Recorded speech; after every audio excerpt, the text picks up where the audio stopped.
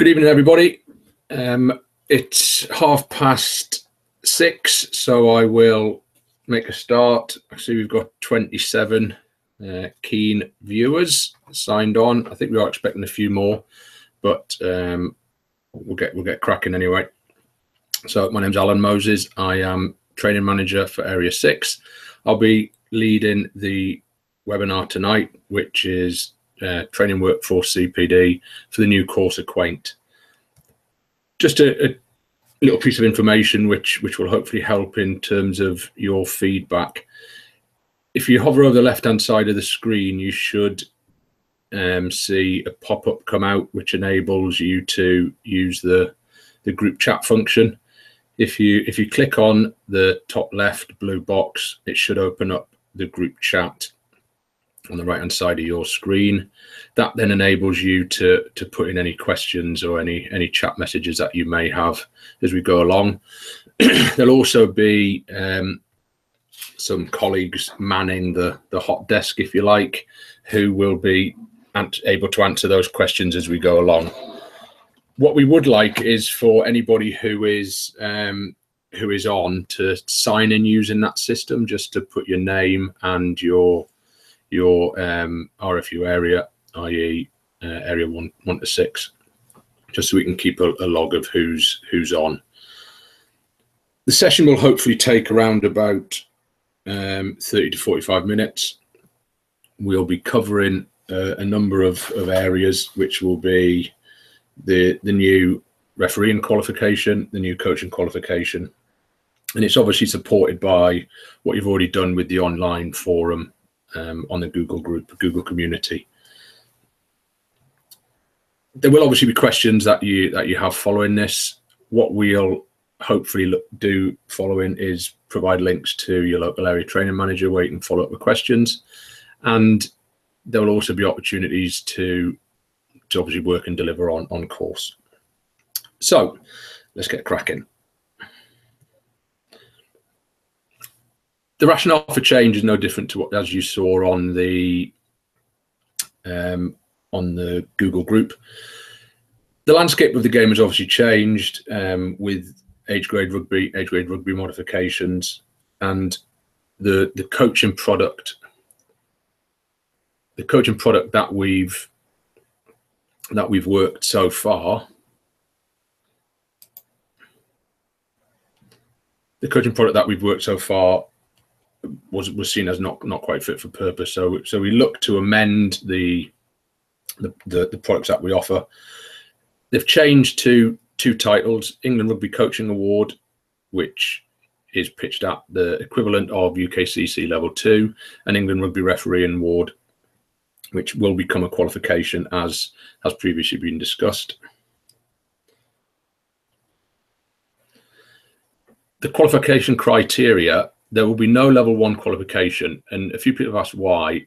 Well, the criteria through UKCC states that a level 1 qualifies you to be an assistant coach, whereas in reality, the majority of the coaches in our game lead all or part of a session. So in really, them having a level 2 equivalent qualification better meets their needs, because they will actually be leading their session or their part of the session. In terms of the individualized approach, candidates on course will be assigned tasks which are more aligned to their coaching and refereeing environment. So courses will be offered as 3-day courses, and on that course, if you are working predominantly with an under 11 age group, all of your practical delivery will be differentiated towards that age group. So you'll be delivering specifically for, or sessions specifically around the under 11 age grade regulations. Why is that more appropriate? Well, of course, that we have run previously, people would generally deliver a similar session in terms of the tactical content, which may not have been appropriate. So we deem that it's better to differentiate by the environment that they're working in. There will be support material, obviously, in tutor notes to allow people to allow educators to better differentiate those tasks. Same will be for the referees, guys on refereeing courses. They'll be asked to demonstrate refereeing ability appropriate to the level that they would be working in. There's also going to be an increased amount of time spent actually coaching and refereeing on course. Feedback has been that there's a bit too much indoor, so we're trying to get guys out coaching and refereeing more, doing more practically, so that us as a workforce can actually spend more time observing, assessing, giving them feedback on the actual skills we want them to demonstrate on the grass. There'll also be an enhanced My Rugby Academy, which will support their ongoing learning. And you will have seen some of this in the quality of material in the Google online presentation. They're the types of videos that will be available for yourself as workforce to help illustrate sessions that you will model, but also there'll be similar material for the candidates to have a look at. Things like the game changer videos, to allow them to learn between days, but also to go away and fully immerse themselves in high quality material post course and between qualification and ongoing CPD. That gives them a more blended learning approach, as we've called it, because it's not just the face-to-face.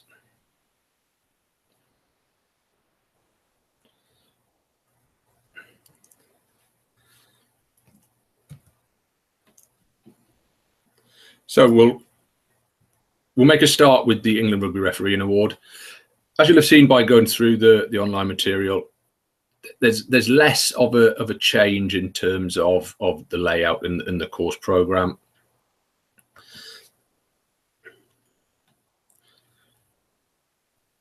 There's the program. Main changes around the philosophy. We've pulled that further forwards. Trying to get candidates to understand that as a match official, they do need to have a personal philosophy as to why they are interested in officiating, because that will then potentially have a direct impact on them and their progression. We've also incorporated some player safety elements to that, which have been lifted from Rugby Ready and from the Rugby Safe platform. Some similarities to the content they'll cover on the England Rugby Coaching Award, but it's specifically for their involvement as match official. Any of you who have delivered on LRA or previously, or the level 2 refereeing the 15-a-side game, you'll see that a lot of those modules are similar in title and are actually similar in content.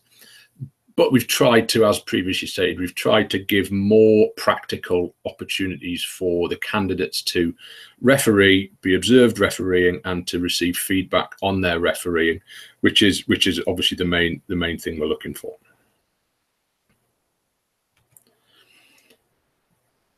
Assessment is still by competence based, and we've streamlined the competencies from the previous courses to be focused around the key principles of refereeing, which are SEL. Examples of these, the type of competencies that would be in there. So an example of one under the safety, the S, would be to demonstrate the safe refereeing of the maul. How would we do that? We'd give them practical demonstrations of what to referee, of how to referee, and then we'd give them opportunities to referee it in small-sided practices, which were demonstrated, example of which were demonstrated on the videos you watched, where we set up small-sided training games and they actually have to referee.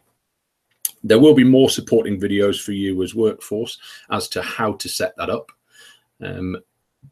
But that's an example of an S competence safety. Example of an enjoyment: demonstrate the safe refereeing. Demonstrate an understanding of the principles of the game, key to players enjoying themselves, the refereeing enjoying themselves, and so on and so forth. The competence transcript will be available to all workforce, obviously through My Rugby Academy, through the Educator workforce portal, but also when we come together at the local trainer sessions, material will be distributed, and there'll be an opportunity for you to download the material once we've finalized it this month. That process is obviously underpinned by use of review, micro review, and the general feedback and quality feedback that we offer as workforce.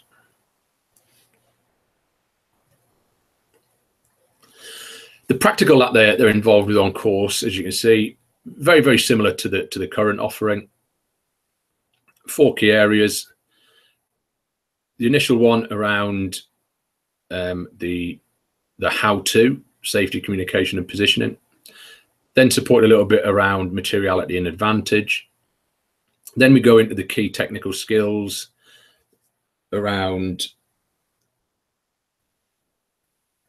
communications and positioning, scrum, line out, kickoff, tackle, ruck, maul. Again, no different to what we're currently getting them to do, but more time spent on them actually doing it rather than us telling them what to do or using videos. We then finish off with putting it all together, where scenarios are put in place where they will referee multiple technical skills over a 2, 3, 4 minute period, observed by you, the educator or trainer. So not a huge amount of difference there, just more time spent doing it. One key difference that we've tried to approach is the inclusion of game zone, skill zone in the delivery of that technical, in delivery of that what they referee. So the approach to using the game zone and skill zone was highlighted on the videos that you've looked at, and there will be guidance notes in the tutor notes as to the specifics of what to set up for each of the technical components. So we'll give you notes and links to videos that best provide opportunities for you to set up scenarios, you to set up practices or games that the individuals then have a go at refereeing. And the more we can do of that, the more situations we can put them in, which we then offer conditions. For example, if we're refereeing the tackle area, encouraging a player not to follow the referee's instructions, so the referee has to make a decision at that breakdown, rather than everybody always conforming to tackle a move, roll out the way. We'll provide you with situations that you'll give individuals to just make the referee think on their feet and then have to act appropriately, or not, as the case may be. And that'll all be based around that game zone, skill zone. Obviously, it's all underpinned by, as stated just before, the review and the micro review, and the importance of good quality micro reviews, which are to time, which are succinct, so 2 to 3 minutes in length. So following a practical rotation of a what to referee or a how to referee, those individuals are afforded a quick micro review based on the process that's outlined there. And that'll be a real focus and real emphasis for trainers on early courses, as well as getting the content right, making sure that we're really focusing as workforce on using micro review effectively and keeping the time, and then where needed, using the full review. Now, material will be available, as I say, hopefully by the end of the month, distributed via My Rugby Academy through the Educator Workforce tab on there, which will then be free for you to download, to scrutinize, and possibly, if you're working within societies, to have a go at some of the practical, some of the small-sided activities, to practice, to train, to allow existing referees to have a go, just to upskill themselves, but also for you to become comfortable. Some of you who haven't delivered refereeing qualification before may be interested in taking this on as a new challenge. If you are, contact your training manager. I'm sure they'd be happy to put you through the Acquaint process of co-delivery on a course, working towards solo delivery. But obviously get in touch with your training manager regarding that. So that's the refereeing qualification. Not a huge amount of changes, still 2 days, much more emphasis on the practical than we have done in the past, but by and large, very, very similar. We'll move now on to the England Rugby Coaching Award. More significant changes here. However, the course is still 3 days in duration. It's still underpinned by an agreement with or partnership with Hartpury. So we'll still enroll learners as part-time students of Hartpury for the duration of the course. So we'll still have to fill in that Hartpury documentation. No change there. The content, again, just a lift from the pre-course stuff that you've already looked at. And there are quite a few additions or amendments to what we've had there. One significant one is the inclusion of player safety. So Rugby Ready is no longer a prerequisite of the course. Rugby Ready is included in the course itself. So individuals who come on course, they will have already attended. They won't have already attended Rugby Ready. They will do it as part of day one. The afternoon of day one is pretty much made up of the player safety element. So that's a really significant change. And within that, there are opportunities to observe them coaching the tackle and coaching the scrum engagement. Previously, they've come on course and they've done it away from course, and there's been mixed feedback because of different levels of delivery of the Rugby Ready. So that will be part of the course. A lot of the content there, very, very similar. A few changes as you get towards the bottom. A lot of focus on game zone and skill zone, and then the inclusion of game fitness and preparation. Now, we're not going to go through each of these modules in detail. Again, that material will be available to you to have a look at in terms of tutor notes, in terms of slides. Tutor notes will be really, really detailed. Most of the modules will have supporting videos for workforce. So where there's an expectation to model, we'll provide you with a video of that modeling session in full. The expectation would be that you deliver that modeling session as per the video. Obviously, that's there to support you.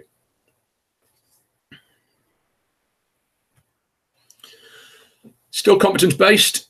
Competencies this time are going to be focused around APES, active, purposeful, enjoyable, safe, as you can see there.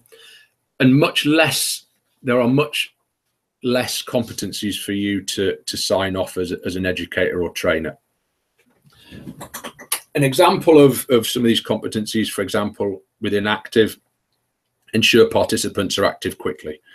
Within purposeful, encourage players to take responsibility for their own learning, or be able to plan, deliver and review activities which improve the player's ability to execute the core skills required to play the game. In terms of enjoyable, communicate effectively with players and other people. In terms of safe, deliver safe and accurate teaching of the Tower of Power body position.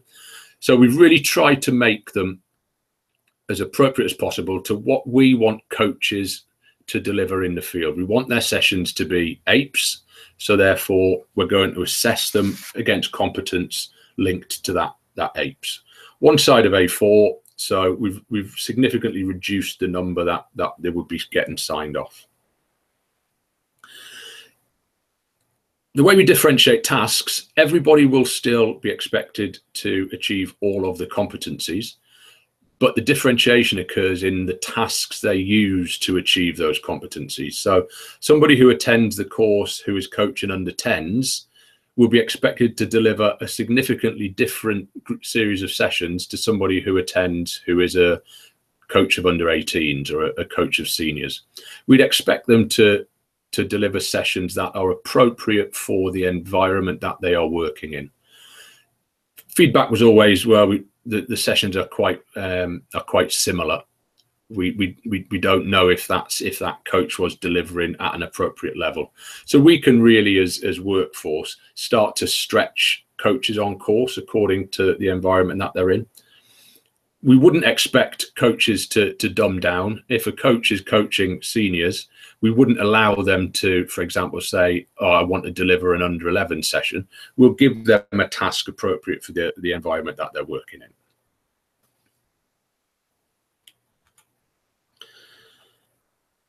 Now, this is an example of a slide which is part of the role of the coach section, and you will have seen this. This is all about coaches producing balanced players who have the ability, or coaches have the ability to coach all of these to allow the players to be balanced. If you imagine it as that four-dimensional seesaw that I've put in the bottom corner there, if the coach overloads the game preparation, obviously that side of the seesaw will tip over. For the players to be the best they can be, we need that to balance, and to balance they need to spend time in all of those areas of the game. How do we do that? Well, they're the four main areas that we have within the course: game preparation, behaviors, game fitness, and actions. And how do they solve that? Well, they do it through the game, through providing players with tactical problems which allow them to use the game to develop themselves. And that links back to game zone, skill zone. And every practical, whether it be you modeling or whether it be them having tasks set, we're looking for them to use game zone, skill zone where appropriate. Some will be quite prescriptive. You must deliver a session which includes game zone, skill zone. Others, we would hope that by the end of the course, they realize that the skill zone may need to be introduced where there is an area within actions or an area within game fitness that needs to be further developed.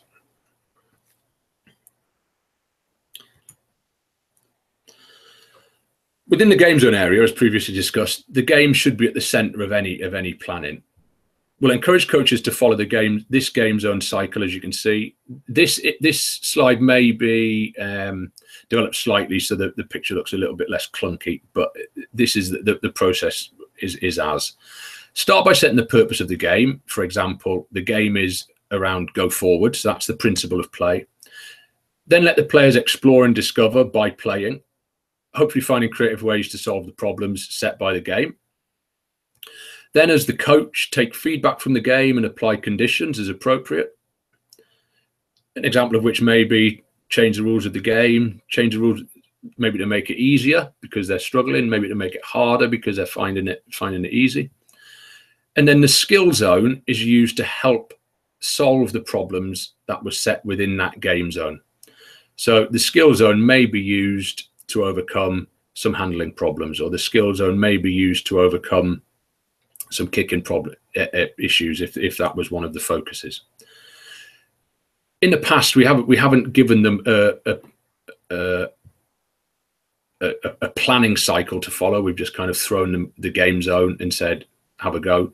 Here we've tried to be a little bit more guided in terms of how they can set those games in place. And this comes very early in the course. So hopefully over the 3 days, we'll see real development in how they use that game zone and how they then set skill zones as a result coming out of it.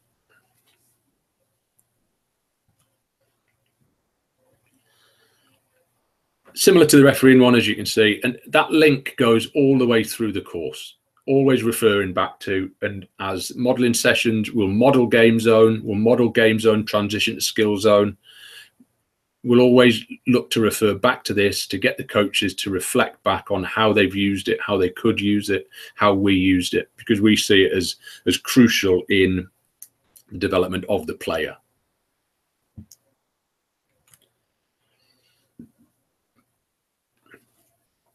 Through the delivery of the game zone and skill zone, we obviously want to be able to meet the wants and needs of players, and we want the coaches to understand that they should be looking to meet those wants and needs. This is part of one of the indoor modules.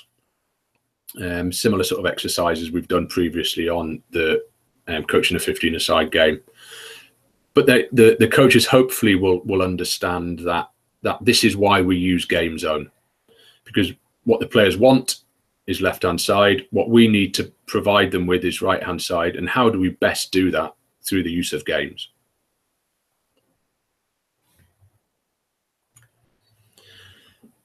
Now, this is an example of a task within the course. As an educator, you'd split the group into 2 small groups. So say you had a group of 10, 2 tables, group of 4 or 5. We'd give one group the help players understand, go forward. We'd give the second group help players understand, support as the purpose for their first game. So that's what they're trying. That's what they're trying to achieve as the objective of the game. And then we'd encourage them to follow the process that was previously discussed. So we'd set them those tasks, and we'd then get them to follow that process to produce a game and then develop potentially a skill zone following. So, example of a task. Also, that gives you an idea of the type of slide bed that we'd use within the course. We're trying to get away from slides which are too busy, too crowded, too much information. We provide the basic information, and then the support comes from you as the educator or trainer. So we fill in the detail behind the text.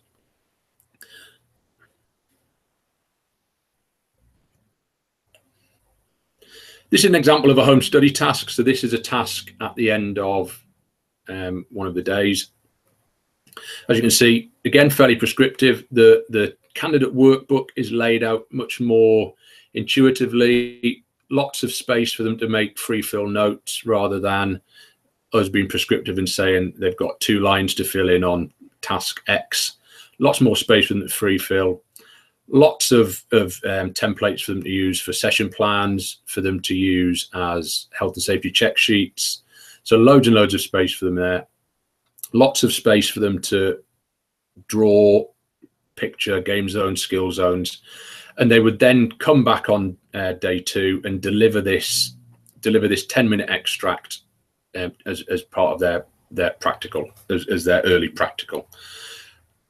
What we also provide them with at the end of each day via the trainer is a set email which gives them a reminder of some of the key learning points from the day, gives them a reminder of their post-course task, and gives them a direct link to video content that will help them in their planning ahead of the following day. So each trainer will receive those emails. They just personalize, send them out following the day, and that just keeps that rapport between learner and course staff.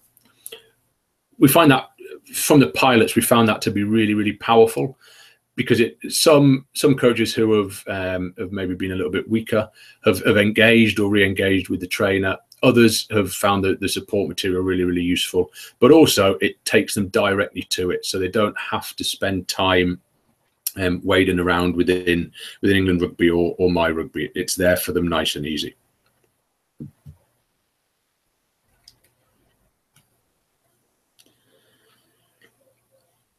Within the behaviours module, we've trimmed 5 Cs now down to 4 Cs. Again, tutor notes will support everything around and behind this. You can see that we've called it the C model, obviously, because there aren't 5 Cs. We've just called it the C model. And again, within behaviours, this is what we're trying to encourage coaches of all ages, all levels, to look to develop. The person in the centre, the player, and then what are we looking to allow them to develop? Well, it's the C's around the outside. No different in approach to when we used 5 C's previously, but we just felt competence should come out of there, because competence is actually one of the actions: catch, pass, kick. So that should become one of the actions, and behaviours is left with the person element.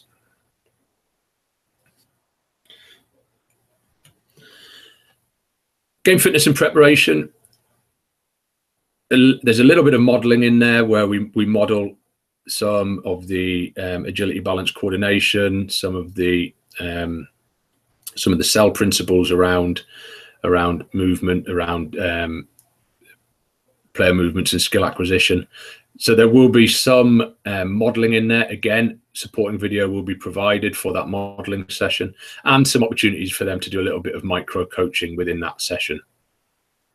Also, that will then be supported by a lot of online material for them, also supported by some of the workshops which rugby development staff will be delivering over the next 12 months around warm-up, around body preparation.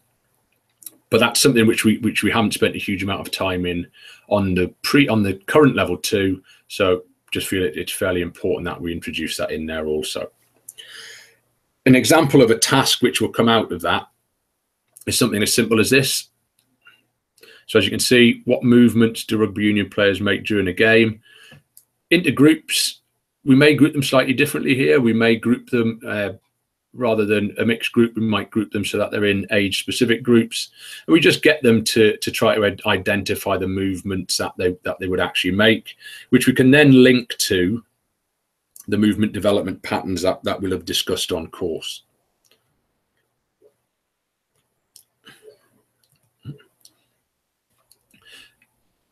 This slide may be a slight adaptation from something we had on previous courses where we used Istvan Barley's model of long-term athlete development.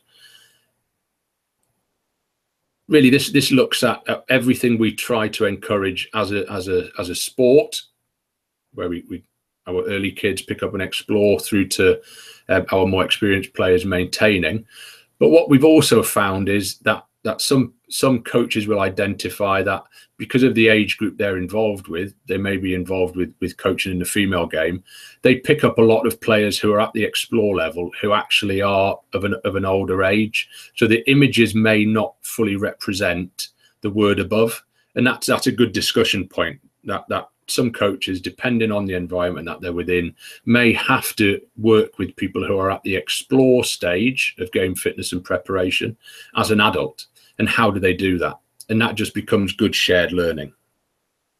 Now, that explore level, that's where the player acquires building blocks of movement, such as running, turning, catching, throwing. And there are opportunities for them to make mistakes, find solutions, be creative. And the player's assisted as often as possible where needed, because they're possibly new to the sport. They introduce new, that's where they can start to refine and combine some of those previous blocks, develop complex movement skills, for example, running and catching a ball, or jumping into the air and catching. So they're starting to piece together some pieces of the early explore. They then get to the developed stage where they're going to start to apply complex movements in a sport-specific way.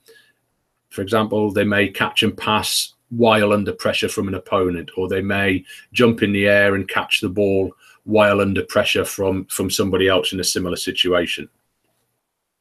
And then the maintenance is ensuring that those players continue to focus on movement skills to help reduce the risk of injury and to be able to play the game more often. An example of that would be something like the tag the tail video that you may have seen, where they're experienced players, but they're continuing to do movement skills specific to the game of rugby, which will hopefully allow them to play longer term.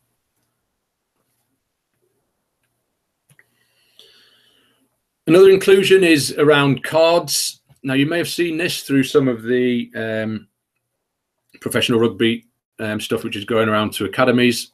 This is linked to John Fletcher and the under-18s, and it's something which is being promoted right the way through our organisation.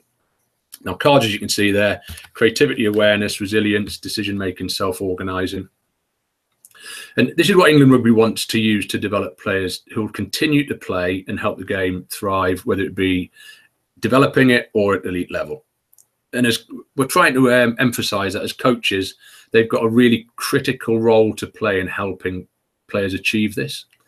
If they stifle that creativity, awareness, resilience, decision-making and self-organisation, then ultimately they'll stifle that in players right the way through the game. And those are principles which make successful players, not just successful international players. And it's kind of the start of an England way. The England way is to develop rugby through cards. And again, it's something that you may see a lot more of if you're involved in DPP or if you're involved with local academies. And it's certainly something that we're starting to push out more and more.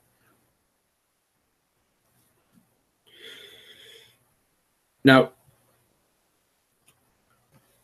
So where next step, we've just concluded a series of pilot courses. Last one has just finished, I believe, last week. We're now washing together all of the feedback. We're finalising resources as we speak now. Confirmation that they should hopefully be out finalised by the end of the month. Once they are, you'll receive notification, and those resources will then be placed in My Rugby on the resources tab. Once you have access to those, I would say delete all of your existing material, videos, slides, etc., and have access to the new resources. Prior to the first delivery window, which starts September the 1st onwards till November, your local training manager will obviously be promoting courses which require staff. The stages are, if you're comfortable, put yourself in the seat and look to deliver following preparation, obviously, of the notes. If you're less comfortable and want to spend some time observing, your local training manager will assign you to a course in an observation role. But obviously, as honest as possible, make yourself known to your training manager and let them know how you feel, whether you want to step in and deliver some refereeing courses, whether you want to step across and deliver some coaching, and they'll support you as much as possible. We'll then have a review of the live course delivery. So the window will run September to November. In December and January, we'll sit down, we'll look at feedback from candidates, we'll look at feedback from workforce, and that may be a point where we would look to discuss internally if any tweaks are needed. There is also underway a look at a workforce and modular route to support both of these qualifications. The workplace route would be an option whereby an individual, let's say, for example, a private school teacher or a referee society match official, want to be trained on a one-to-one basis. We would then assign a trainer who would work with that individual to achieve qualification. The modular route would be, each course would be broken down into a series of modules, 6 or 8 modules, which would be delivered to a smaller cohort across a series of evenings or a series of days. Both of these are being drafted as we speak. They will hopefully be piloted over the next 12 months with an eye to roll out 2018-19 season. Where pilots are looking to run, obviously local training managers would be in touch with people to look to deliver. So exciting, lots of change, but as a workforce, we've worked really hard over the previous years. Feedback has been really positive in terms of us as delivery staff. So from the area training team, I can only say thanks. Let's keep up the good work. Let's get ourselves signed up to courses. Let's make sure that we've met all of our license requirements, and let's look for continued excellence as a department and as a group and as a workforce over the next 12 months. If you haven't signed in, can you please sign in? I've been urged by the gaffer to get everybody to sign their names in, just so we can see who's been on. If you have any questions, please contact your local area training manager. I'm sure we'll be able to share these slides with you if needs be via PDF. But thanks very much for your time. Just under 40 minutes, so hopefully I haven't kept you too long from your tea. And thank you very much, everybody, for your participation. Thank you very much.